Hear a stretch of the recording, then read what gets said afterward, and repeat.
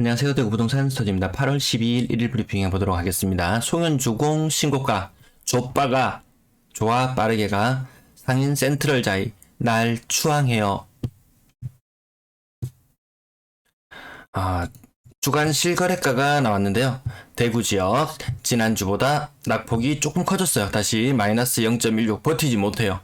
대구보다 더 심각한 곳은 제가 인천이라고 말씀드렸는데요. 인천이 하락폭이 갑자기 많이 커졌어요. 마이너스 0.11에서 마이너스 0.15로 빠르게 커졌어요.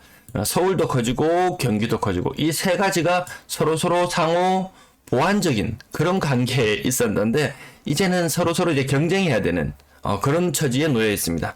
대구 지역은 뭐 왜 따로 떨어진 느낌? 네. 다른 지역들도 버티지 못하고 해안가도 지금 같이 하락을 하고 있고요. 전세 가격 지수 보시면 대구 낙폭을 다시 키웠어요. 인천 낙폭을 아주 키웠어요. 인천이 대구보다 더 심해질 것이다. 자, 여기 보시면 인천 지역 굉장히 심해지는 모습인데요. 전세가가 더 많이 빠지기 시작했다. 이제 본격적인 침체로 접어든다.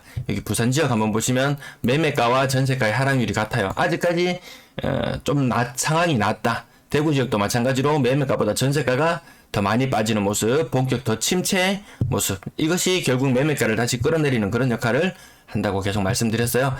대출금리, 지금 서울이 지금 한창 빠진다는 뉴스가 나오는데요. 가장 근래에 서울이 언제 빠졌는지 기억나시나요?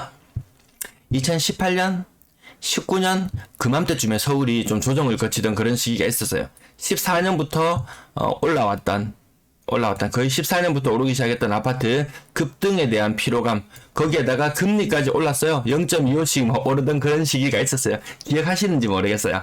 지금 기준금리가 2.25%, 그때 당시는 기준금리가 올랐던 게 1.75%, 1.75%의 기준금리 코로나 이전이에요. 1.75%의 기준금리도 버텨내기 어려웠던 그런 상황이었는데 지금 그때보다 훨씬 더 힘든 상황에 와 있는 건 분명하다. 이때 당시에도 자영업자들 앓는 소리 시작은 되었어요. 2019년, 코로나가 오기 전부터 뭔가 분위기가 좀 안 좋다.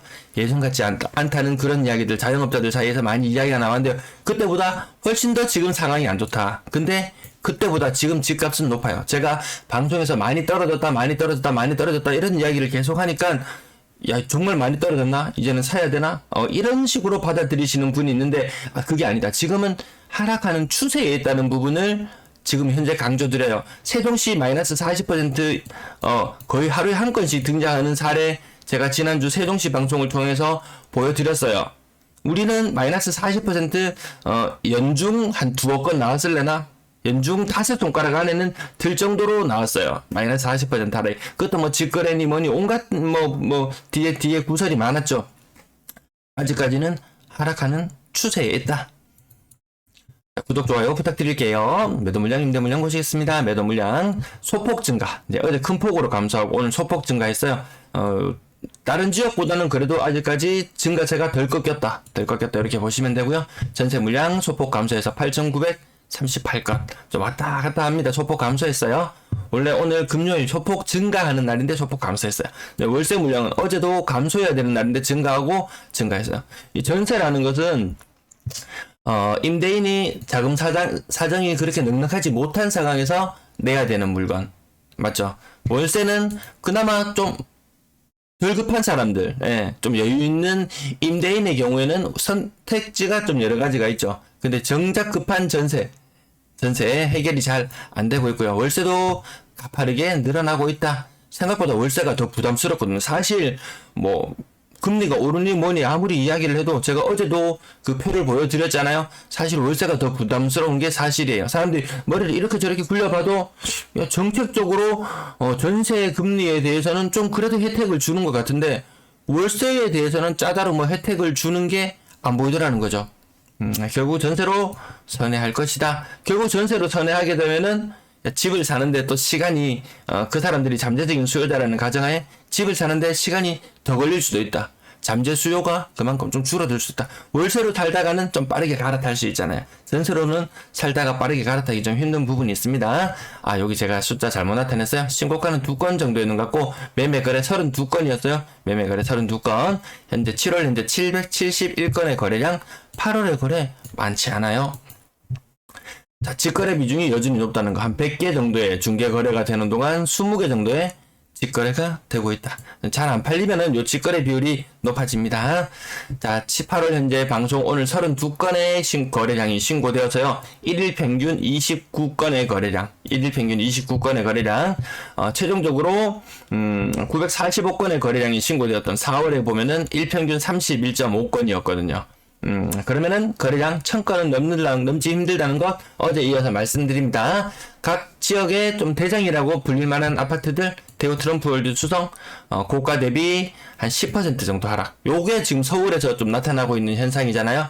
각 지역의 대장이라고 불릴 만한 아파트들 10에서 20% 정도 떨어지는 게 서울의 모습이다. 서울이 낙폭을 키워갖고 있기 때문에 조만간 20, 30 이런 숫자들이 자주 등장하면서 그네들도 좀 충격을 받을 것 같습니다. 지금 같이 가고 있는 모양새지 대구가 야 하락할 만큼 하락했어. 이제 치고 올라갈 거야. 그런 느낌하고는 조금 거리가 있어 보입니다.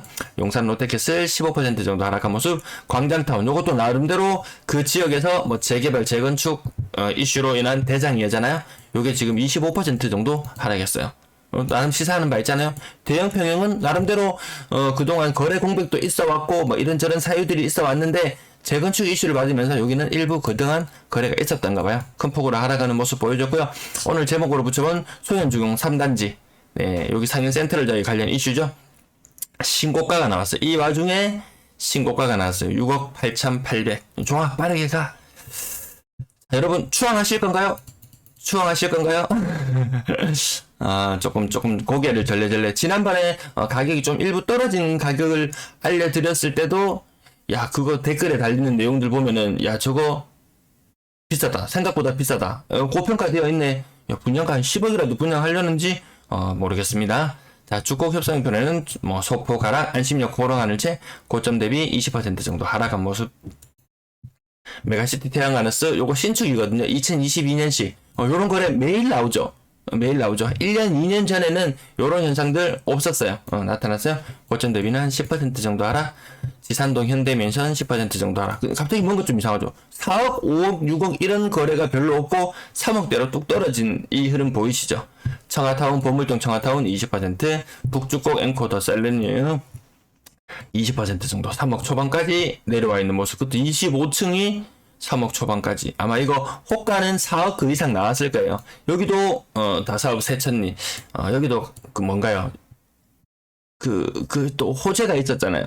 산업철도, 네, 산업철도 호재가 영향받는 지역 맞나요? 다사, 서재, 세천 뭐 같이 영향받는 지역 맞죠? 지금 추경호 장관의 지역구인 달성군 한창 이슈 받을 때 호가 4억 그 이상도 나왔었던 걸로 생각하는데 많이 빠지는 모습 보여주고요. 태평열과 태평 1978 이게 지금 가로주택 정비사업 진행 중인가요? 소규모 재건축 진행 중인가요? 아마 그렇지 싶은데 이것도 가격이 좀 많이 빠지는 모습들 보여주고 있고요.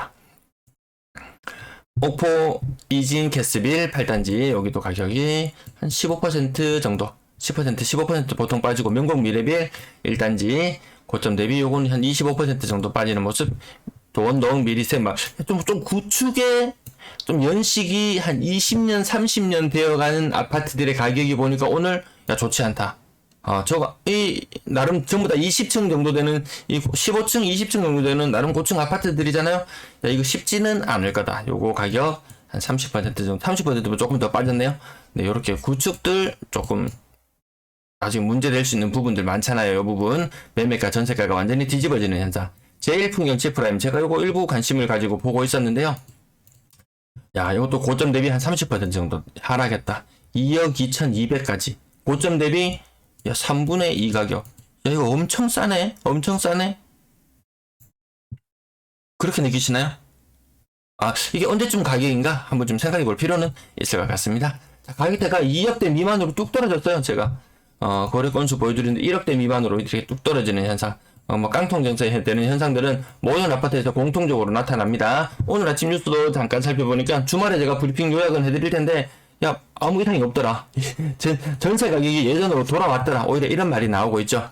건당 거래대금 8월달 보시면은 야, 별로 힘을 못 받아요. 7월달에도 건당 거래대금 좀 올라가는 듯 하다가 막상 오늘 보셔서 아시겠지만 갑자기 3억 미만의 거래들이 거의 절반 이상을 이루고 있더라. 가격대별 거래량 2천 건 이하는 빙하기라는 점 다시 한번 상기해 보시고요. 3억 미만 거래 비율이 60% 정도 수준. 요건 좀 더 올라갈 듯한 느낌은 들어요. 아직까지 3억 미만 아파트 가격 조정 일부 덜 받은 상태로 거래되는 것들도 보이는 것 같아요. 7월의 거래량 좀 보이시나요? 이 차이? 규제제 해제되고 나니까 고가 물건들 거래가 좀 되네. 이렇게 생각하시는데 아직 많지 않다. 요거보다 100건, 200건 어느 정도 최소한 한 130건, 150건은 뚫고 올라가야지 그 다음에 이게 뭔가 좀 가려는 신호인가 이렇게 볼 텐데, 근데 과거에는 제가 계속 말씀을 드리는데요, 신고가를 갱신하면서 나갔어요. 분위기가. 지금은 신고가에서 무너진 가격 10%, 20% 떨어지는 상태에서 고가 물건들이 거래되고 있어요. 이거 상승을 위한 힘 받는 모습 아니에요. 분양권 거래량 제법 있었어요. 8건. 그 중에 신고가는 없었고요. 1억 정도 빠지는 거래. 대봉 서안 포레스트, 요거 나름 좀 충격적이죠. 가격이 얼마나 빠졌나요? 2.7억. 이 30%가 넘는 하락률 보여줬어요. 30%. 대봉 서안 포레스트, 대봉, 남산동, 이쪽 재개발, 재건축 관련 이슈에서 여기도 엄청난 호재였잖아요. 사실 따지고 보면 호재 없는 곳이 없잖아요. 감산동, 죽전역, 동아 IBC, 5억 2,900. 요것도 5억 초반이면 프리미엄은 그렇게 별로 남는 거는 없는 상태였죠. 이것도 나름 이 지역 옆에는 보면은 뭔가요? 스타벅스도 있고, 초등학교도 있고, 지하철도 좀 멀지만 있고, 그 주상복합 타운의 거의 정중앙에 있는 듯한 느낌? 그런 느낌. 나름의 입지적으로는 괜찮다. 그런 여러 가지 호재 없는 곳은 사실 없어요. 다사지역, 여기도 아까 철도 같은 거 있었나요? 아무튼 고점 대비 골고루 다 조정받고 있는 그런 모습들 보여주고 있고요. 전세 거래량 49건 중에서 신고가 3건, 신고가 10%가 되지 않는다. 전세 거래 줄어든다. 이거 전세 거래 왜 이렇게 줄어들어요? 이런 질문 하시는 분들 계세요. 임대 물량, 월세 물량 마지막 부분에 가서 같이 한번 살펴볼게요. 고점 대비 1.6억, 1.7억, 7천만원, 8천만원, 2.3억, 2.8억, 상인화성 파크드림 1단지가 134제곱미터가 4억 초반, 요거 84제곱미터도 4억 초반 전세가였던 게 한 1년, 2년 전쯤에 그 모습인 것 같습니다. 삼정 그린빌 111제곱미터 500만원 정도 올려준 거래. 이사가기 싫다, 그냥 살래 하시는 분들 저 정도 올려주고 그냥 사는 것도 괜찮다. 주변 전세가 동대 생각보다 많이 떨어지는 거 느껴지실 거예요. 수성, 효성, 해링턴 플레이스 2022년 그리고 2년이 지난 시점이잖아요. 2년이 지난 시점에 전세 가격이 그렇게 많이 오른 것처럼 느껴지지는 않고 오히려 떨어졌다. 신축 아파트들 그때 당시 2022년도만 해도 입주를 앞두고 있을 때 늦게 나가도 괜찮다. 여유 있는 사람들 끝까지 3개월, 4개월 잔금 치러놓고 5개월, 6개월까지라도 버티면 나중에 엄청나게 비싼 전세금을 받을 수 있었어요. 지금은 그게 아니에요. 버티면 버틸수록 나중에 시간이 지나면 높은 전세금을 받을 수 있는 상황이 아니고 더 많은 입주 물량들, 내년에 엄청나게 쏟아져 나오는 물량들 있죠. 걔네들하고 계속 같이 경쟁을 해야 되는 구도로 갈 수가 있기 때문에 전세 가격도 그렇게 힘을 받지는 못한다는 모습들 계속해서 강조드리고 있습니다. 억단위를 하는 동그라미 한번 쳐볼까요? 세 번째 페이지. 요 정도. 자, 평균 전세 가격. 오늘자 뉴스에서 봤을 때요, 평균 전세 가격이, 예전의 가격으로 돌아와 있더라. 지금 대구는 오히려 지금 2019년의 전세가와 마주치고 있어요. 물론 서울이나 이런 다른 지역들은 요 낙폭이 조금 덜 해가지고, 2020년, 21년, 그맘때 전세가가 한 중간 정도 수준에 와 있다면, 대구는 더 많이 하락했다. 다른 지역들도 대구를 따라갑니다. 대구만 외롭게 하락하지는 않습니다. 3억 미만 전세 거래 비중이 유달리 높아지는 모습 확실히 보입니다. 금리와 영향 확실히 많이 받는 것 같습니다. 2019년 아까 여기 금리 좀 올리니까 서울의 아파트 가격 막 조정받는 그런 모습들 나타났을 때 얼마 지나지 않아서 금리를 낮췄죠. 금리를 낮추고 하니까 다시 3억 미만 전세를 거들떠 보지도 않습니다. 기본적으로 한 4억 정도 되는 데는 살아줘야지. 이런 느낌이었는데. 근데 그때는 지금이나 세입자의 부담은 똑같다. 4억 이상 거래량 줄어들고 있는 가운데 어느 정도 그래도 10% 저는 계속 유지하는 것 같아요. 근데 금리 오른 부분 반영되면 반영될수록 떨어질 수밖에 없다. 월세 거래량 여기도 많이 떨어졌잖아요. 이거 왜 이렇게 떨어져? 평균 월세 가격, 어제 가격 부분을 말씀을 드렸고요. 임대 거래량 6월 들어서 갑자기 떨어진다. 요때부터 거래를 시작해서 8월 달부터 입주를 한다든지 하면은 임대차 거래 그 3법이라든지 요 2+2 제도하고 맞닥뜨리는 그런 시점에 가는데요. 2020년에 처음에 2를 살았다. 요 사람들이 재계약을 합니다. 재계약을 하죠. 그러면 뭐 전세 가격 아마 변동 없이 재계약이 이루어지는 경우가 더 많을 거예요. 5% 올려주는 것보다 변동 없이 하는 경우가 많다. 그 말인즉슨 그것은 주간 국토부 실거래가 자료에 반영이 되지 않아요. 가격 변동 없는 것은 가격 변동 있는 것만 반영이 되니까요. 그러니까 얘들의 거래량이 1차적으로 줄어들어요. 그리고 2018년에 계약을 했어요. 2020년에 전세금 좀 올려주고 계약했어요. 그래서 임대인 입장에서는 야, 더 많이 올려받을 수 있었는데 임대차 3법 지긋지긋하네. 이런 느낌도 가질 수 있었겠지만 또 이 사람들이 2018년에 살아서 2020년에 살고 또다시 2022년이 되었을 때 여기에 또 더 사는 사람들이 생기는 거죠. 왜? 굳이 안 옮겨도 전세금이 고만고만한 상태이기 때문에 안 옮겨도 되는 사람들이 많아요. 2+2+2까지 사는 사람들이 있었던 거죠. 임대차 3법 시행 전에도 2+2를 사는 사람들이 실제적으로 절반 정도 됐어요. 요건 제가 서울 자료를 토대로 뽑아봤을 때 전세를 사는 사람들은 절반 정도는 2+2가 기본이었다. 물론 보증금을 올려주고 이런 부분은 있었겠지만 기본적으로 한 자리에 눌러앉아서 사는 정도 살더라는 거죠. 그냥 옮겨 다니는 거 이사하는 게 보통 일이 아니잖아요. 이제 2+2에다가 더해져서 2+2+2까지 가니까 소고기 등급도 아니고 자꾸 2+. 네. 어쨌든 요거 지금 그래서 임대 거래량이 더 줄어드는 것처럼 나타나는 현상. 물론 신고가 제대로 되지 않아서 완전히 100% 반영은 아니지만 우선은 저는 그렇게 추정하고 있습니다. 네, 시청 감사합니다.